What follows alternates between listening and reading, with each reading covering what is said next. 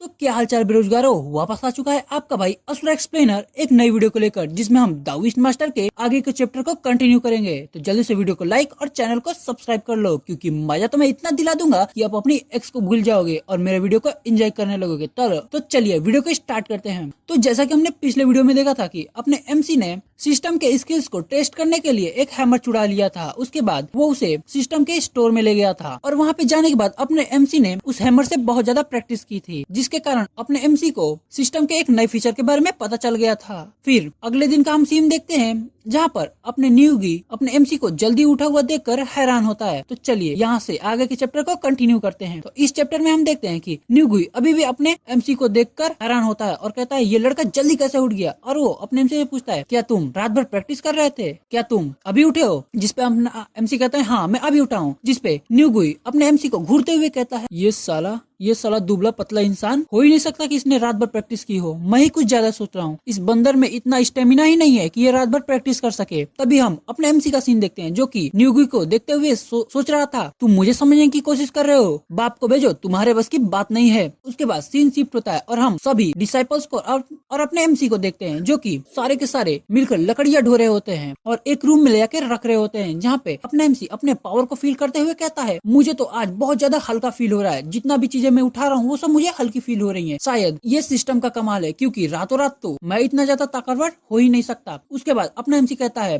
मुझे जल्दी से जल्दी इनर कोर्ट में जाना होगा, क्योंकि वही मेरे कल्टीवेशन के लिए सबसे अच्छी प्लेस है। उसके बाद हम बाहर का सीन देखते हैं, जहाँ पे एक ट्रेनर आके चिल्ला रहा होता है जल्दी से जल्दी अपने काम को खत्म करो और यहाँ पे आके खड़े हो जाओ और हथौड़े को लेकर एक पोस्चर में खड़े हो जाओ। आज मैं तुम लोग को व्हाइट क्लोक टेक्निक सिखाने वाला हूँ। जो सब बातें सुनकर एक डिसाइपल तो कहता है मैंने तो अभी खाना भी नहीं खाया, मेरे अंदर तो इतनी हिम्मत ही नहीं है कि मैं दोबारा से उस पोस्टर को कर सकूं। मैं तो बहुत ज्यादा थक चुका हूँ यार, मेरे अंदर इतनी हिम्मत ही नहीं है। लेकिन एक लड़का उदास मन के साथ कहता है ठीक है। और हम दूसरी तरफ अपने एमसी को देखते हैं, जो कि हथौड़े को अपने हाथ में लिए हुए कह रहा था ये तो मेरा हथौड़ा है, कितना इजी से मैं इसे हिला पा रहा हूँ, ऐसा लग रहा है ये मेरे बॉडी का पार्ट है, ये तो मेरा हथौड़ा है। साले तूने चुराया उस हैमर को, भूल मत। और ये सब बातें बोलकर अपना एमसी ही हंसकर सीन शिफ्ट हो जाता है। हम ट्रेनर को देखते हैं, जो कि सबको बता रहा होता है कि अगर तुम इस पोस्टर के साथ ट्रेनिंग को कंटिन्यू करोगे तो तुम्हारी हैमर की स्किल और ज्यादा स्मूथ हो जाएगी और तुम्हारा स्टेमिना भी बढ़ेगा। लेकिन तभी अपना न्यूगी जोश में आते हुए कहता है ब्रदर लू मैं नॉइज लेवल पर कब तक पहुंच जाऊंगा। जिस पर ट्रेनर बताता है कि तुम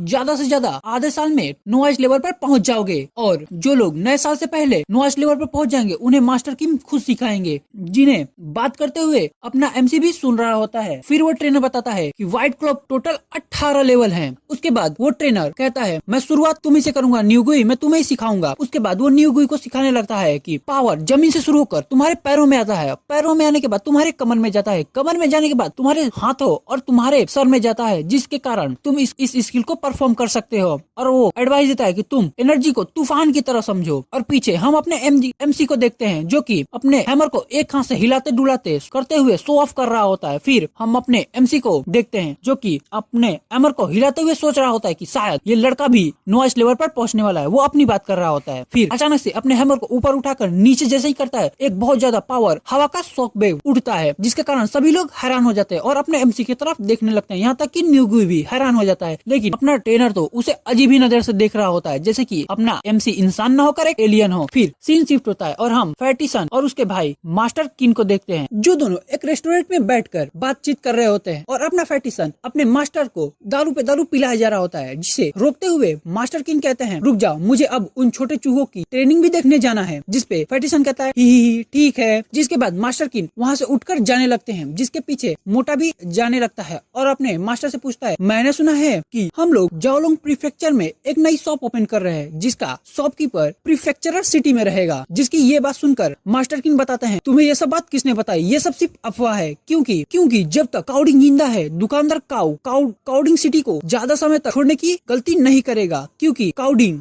डिवाइन वेपन वैली से आया हुआ एक जहरीला ड्रैगन है, जो कि एक रिवर पार करके आया है। जिसकी ये बात सुनकर फैटिसन तो कहता है हाँ आप सही कह रहे हैं, ये सिर्फ एक अफवाह है, लेकिन अगर कभी ऐसा हुआ तो आप अपने छोटे भाई को मत भूलिएगा। जिसकी ये बात सुनकर मास्टर किन कहता है ठीक है। उसके बाद वो अचानक अपने एमसी की तरफ देखते हैं और कहते हैं वो लड़का जिसपे वो मोटा फैटी कहता है किया हुआ। उधर हम देखते हैं मास्टर किन अपने एमसी को देखते हुए कहते हैं, ये लड़का तो 18 मूव्स में से 3 मूव्स में बहुत अच्छा हो गया, जैसा कि मैं हुआ करता था। इसमें थोड़ा स्ट्रेंथ की कमी है, लेकिन ये मूव बहुत ज्यादा स्मूथली और प्रिसाइजली कर पा रहा है। फिर मास्टर किन वहाँ से चले जाते हैं। फिर फैटिसन अपने एमसी को देखते हुए कहता है, क्या मास्टर किन को इस लड़के ने किसी तरह ऑफेंड कर दिया है। उसके बाद सीन शिफ्ट होता है और हम अपने एमसी का सीन देखते हैं, जो कि शाम होने के बाद अपना हथौड़ा रखने आया होता है, जिसे हथौड़ा रखते हुए वहाँ पे एक बहुत बड़ा परांग मिल जाता है, जिसे ऐसा समझ लो जो कि पेड़ काटने के लिए यूज होता है। जिसे देखकर अपना एमसी कहता है, ये छुपा हुआ खजाना मेरी आंखों से कैसे बच गया। जिसे उठाते हुए अपना एमसी कहता है, जिसे उठाते ही अपने एमसी के सामने एक सिस्टम पैनल ओपन हो जाता है, जिसमें लिखा हुआ था एक अननोन नेमलेस वेपन मास्टर के हाथ में लगा है, जो कि लो ग्रेड का है। जिसे पढ़ने के बाद अपना एमसी उसे वापस रखते हुए बाहर चला जाता है। फिर हम अपने एमसी का सीन देखते हैं, जो कि एक जगह बैठकर अपने पेट को सहलाते हुए कहता है, इन सारे लोगों ने इतनी ज्यादा ट्रेनिंग करवा दी कि मुझे बहुत ज्यादा भूख लग रही है। मेरे सेकंड ब्रदर ने मुझे कुछ सिल्वर्स के टुकड़े दिए थे, जो भी ज्यादा दिन नहीं टिक पाएंगे। साला मेरे साथ ही ऐसा क्यों होता है, मैं इतना गरीब क्यों हूँ। उसके बाद ये सब सोचते सोचते अपना एमसी एक चिकन शॉप के पास पहुँचता है, जहाँ पे वो चिकन वाले से चिकन मांगता है और वहाँ पे रखे एक चाकू को देखते हुए कहता है, हे बड़ी, क्या मैं इस चाकू को ले सकता हूँ। जिसपे वो चिकन शॉप का लड़का उसे वो चाकू दे भी देता है। जिसे देखने के बाद वहाँ पे एक सिस्टम पैनल ओपन हो जाता है, जिसे पढ़ने के बाद अपना एमसी तो कहता है उस चिकन वाले से, हे बड़ी, क्या तुम मुझे इस नाइफ को बेच सकते हो। जिसपे वो लड़का कहता है, इसके लिए एक कॉइन कैसा रहेगा। जिसपे अपना एमसी कहता है, हाँ मैं इसे खरीद सकता हूँ। उसके बाद वो उसे लेके पागलों की तरह मार्केट से गुजरने लगता है, जिसे देखकर सभी लोग शॉक हो गए होते हैं और कहते हैं, ये पागल कहाँ से आया, ये पागल तो बहुत ज्यादा माइंड से हिला हुआ लगता है, जल्दी से इसे बाहर निकालो। और एक जगह पहुंचने के बाद अपना एमसी कहता है, फाइनली तो मुझे एक नया वेपन मिल गया। फिर वो उसे ले आके सिस्टम के वेपन प्लेटफॉर्म पर रख देता है। उसके बाद वो कहता है कि प्रैक्टिस हैमर की जगह अब बोन कटिंग नाइफ ने ले ली है, लेकिन एक बात अच्छी है। फिर वो सोचते हुए कहता है कि ये तो ऐसा है ना जैसे कि पुराने कपड़े को हटाकर मैंने एक नया कपड़ा रख दिया हो। उसके बाद अपना एमसी कहता है, लेकिन एक बात तो अच्छी है, मुझे हैमर फॉर्म और पोस्टर्स याद है, लेकिन हैमर का एडेप्ट लेवल स्किल वो चली गई। वो फैमिलियर से फीलिंग जो कि मुझे ये एहसास करवाती थी कि जैसे कि मैं हजारों सालों से हैमर को चलाते आ रहा हूँ, वो भी साथ में ही चली गई। लेकिन अब मुझे ऐसा लग रहा है कि मैं हजारों सालों से मीट काटते हुए आ रहा हूँ। फिर वो सोचते हुए कहता है, ऐसा लगता है कि मैं जब वेपन को बदलता हूँ तो मेरे ऊपर कुछ ज्यादा फर्क नहीं पड़ता, लेकिन मैं जब मन चाहे तब अपने वेपन को बदल नहीं सकता हूँ। उसके बाद ये सब सोचते सोचते अपना एमसी अपने बालों को नोचते हुए पगलाने लगता है और कहता है, ये सब कितनी ज्यादा सोचने वाली बात है, मुझे चिंता में डाल रही है, क्योंकि सिस्टम का वेपन प्लेटफॉर्म काफी ज्यादा छोटा है, जिसे मुझे अपग्रेड करने के लिए बहुत ज्यादा पैसे लगेंगे, जो कि मेरे पास नहीं है। मैं कितना ज्यादा गरीब हूँ। ये सब सोचते सोचते अपना एमसी अपनी गरीबी का गुणगान करने लगता है। तभी हम देखते हैं कि फैटिसन एक टब में बैठ के नहा रहा होता है और साथ में हुक्का भी पी रहा होता है। लेकिन तभी अपने फैटिसन को अपने एमसी की आवाज आ जाती है, जो कि उसके घर के बाहर से ही गुजर रहा होता है। जिसे चिल्लाते हुए अपना फैटिसन कहता है, लड़के जल्दी से अंदर आओ और मेरे टब में पानी डालो, वो भी गरम। फैटिसन की ऐसी आवाज सुनकर अपना एमसी भी कहता है, फैटिसन। फिर वो अंदर जाके उसके टब में गर्म पानी डालता है और फिर फैटिसन अपने एमसी से कहता है, मैंने सुना है कि तुमने हैमर चलाने में बहुत ज्यादा अच्छी मास्टरी हासिल कर ली है, लेकिन अफसोस। जिसकी ये बात सुनकर अपना एमसी कहता है, अफसोस? कैसी अफसोस? फिर उसके बाद फैटिसन अपने एमसी को बताता है कि फोर्ट्रेस बियर को अच्छा खाना बियर्स बहुत ज्यादा पसंद है, लेकिन उसे सबसे ज्यादा जो पसंद है वो है लड़कियां। जिसकी ये बात सुनकर अपना एमसी हैरान हो जाता है और कहता है, फैटिसन आप मुझे क्या बताना चाहते हैं। जिसपे फैटिसन उसे बताता है कि उसने साइड डिस्ट्रिक्ट में एक लड़की रखी हुई है, जो कि बहुत ज्यादा पतली और अट्रैक्टिव है, जिसका सरनेम न्यू है। जिसके सरनेम को अपना एमसी दोहराते हुए कहता है, न्यू। और वो अपने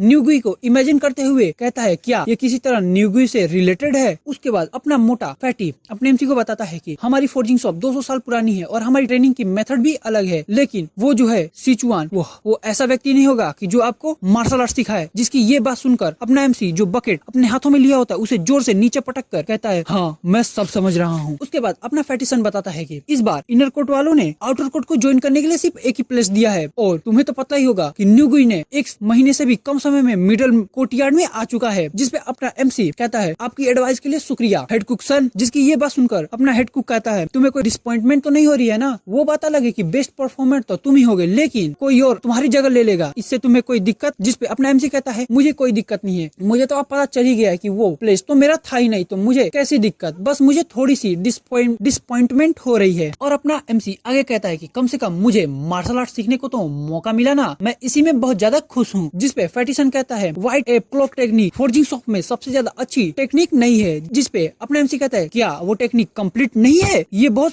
शॉकिंग है अपने एमसी के लिए। जिसपे अपना फैटिसन बताता है कि व्हाइट एप क्लॉक टेक्निक अगर पूरी भी हो तो उसे अच्छा से अच्छा टैलेंट वाला व्यक्ति भी पूरे प्रोसीजर के साथ 3 से 4 सालों में सीखने का सपना नहीं देख सकता। और यहीं पे ये चैप्टर खत्म हो जाता है। तो कैसी लगी है आपको वीडियो, जल्दी से मुझे कमेंट करके बताओ।